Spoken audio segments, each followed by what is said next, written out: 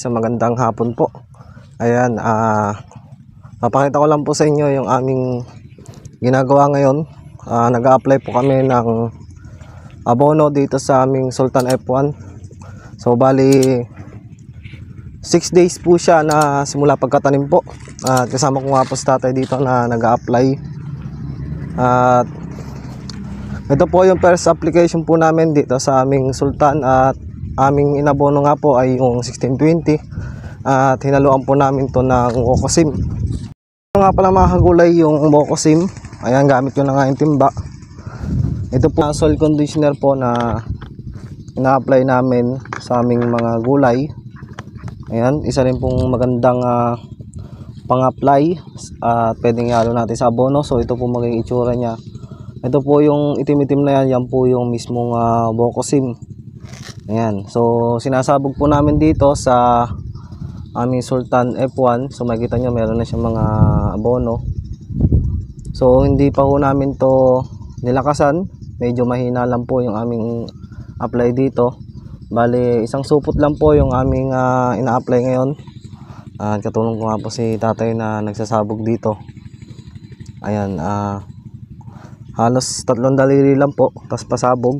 Tapos sa isang araw po yung pagtatabon namin dito para po hindi po maanod yung aming abono pagka nagpatubig kami. So syempre kailangan pag tinubigan to punan na. So ganito lang po kami nag-apply ng abono dito. Halos pasabog lang po.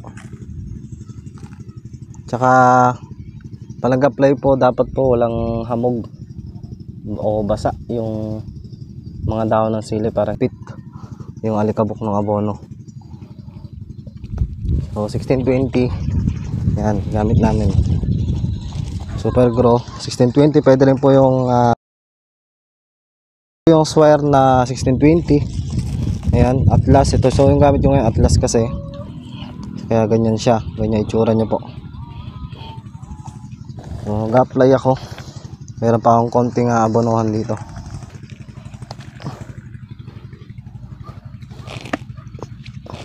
So medyo hapon na nga. Papakita ko sa inyo kung paano ako nag-a-apply.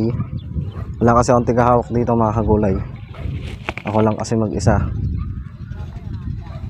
So papakita ko sa inyo. So ganyan lang po ang aming pagsabog.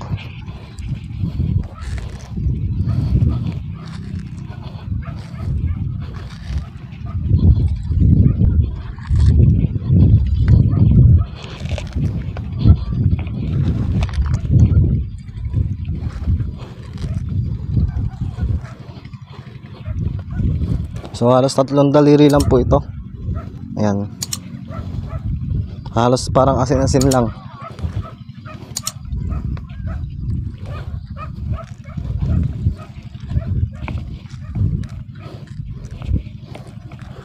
So nag-apply na kasi kami mga kagulay.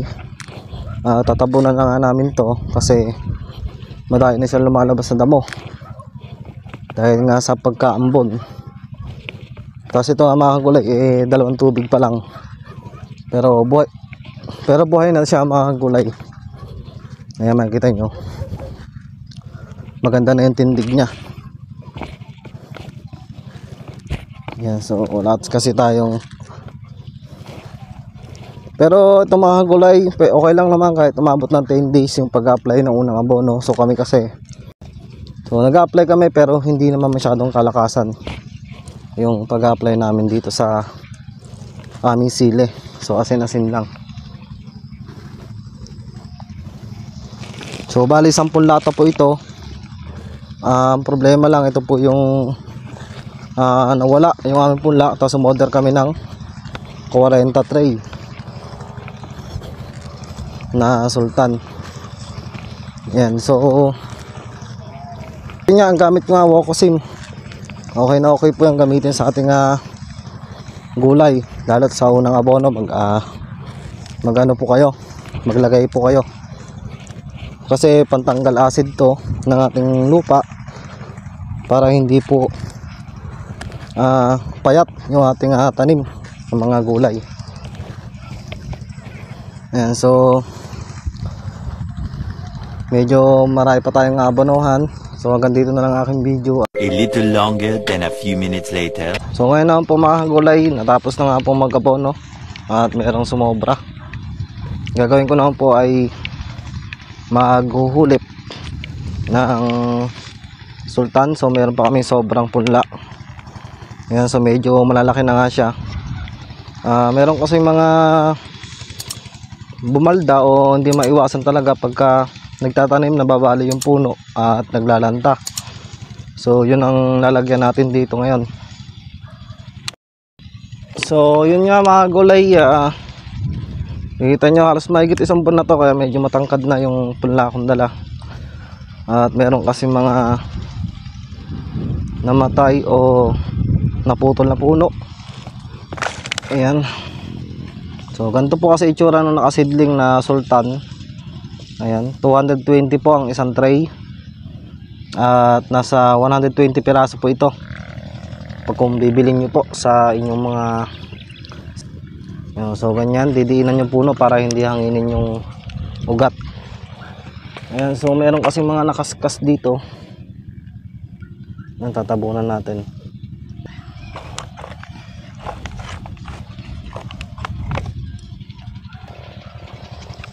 May mga butas na to kasi mga kagulay dahil binutasan ko na nga to.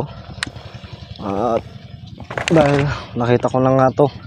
So ngayon ko lang siya nalagyan kasi mas maganda na sa hapon lagyan pag naglilipat tanim tayo. So binutasan ko siya ng tanghali para makita ko yung mga lanta, yung mahihina yung buhay, para sa ganun po ay malagyan agad o may sabay sa paglaki itong mga nasa seedling pa, nasa seedling tray.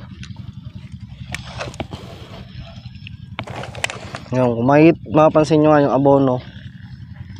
Ayan, makikita nyo halos mahina lang po yan na 1620.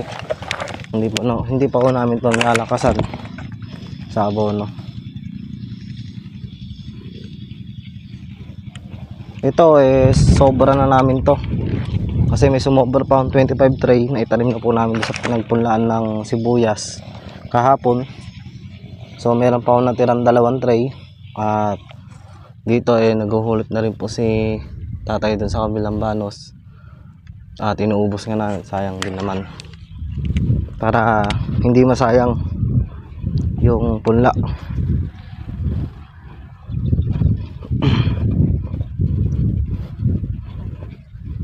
So yung kalapit bukid ko nga pala, ayan, makikita nyo. Ayan, puro sibuyas po yan na transplant yung itatanim dyan. At sa duluhan namin sibuyas po, ayun, natin na po yun. Yan po yung dating mga nagsili noong nakaraang taon at hindi sila nagsibuyas. Pero maganda kasi naging presyo ng sibuyas noon. At yung sili medyo mababa ang presyo, lalo na yung panigang. Ngayon puro sibuyas po sila. At syempre kami naman noon, kami ang may sibuyas, kami naman ngayon ang nagsili. So ganoon lang naman mga kagulay, may karamdam tayo sa lugar din natin kung ano bang mas marami nagtanim o naitanim doon sa lugar nyo, para hindi magsabay-sabay o mag-oversupply. So dapat maging kwan tayo sa pagtatanim, hindi basta tanim lang.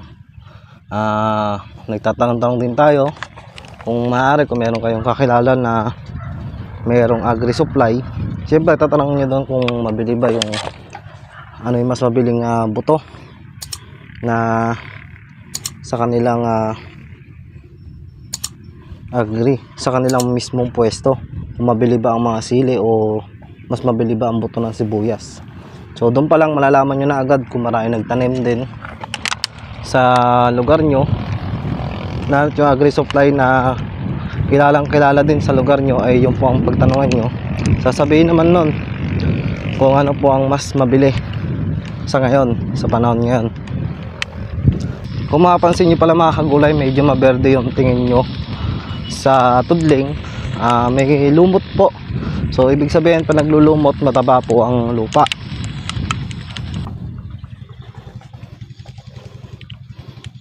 So medyo palupog na yung araw at Natapos ko lang po itong aking ginagawa at bukas doon naman po kami sa Laur magpapalupot ng sitaw na emerald.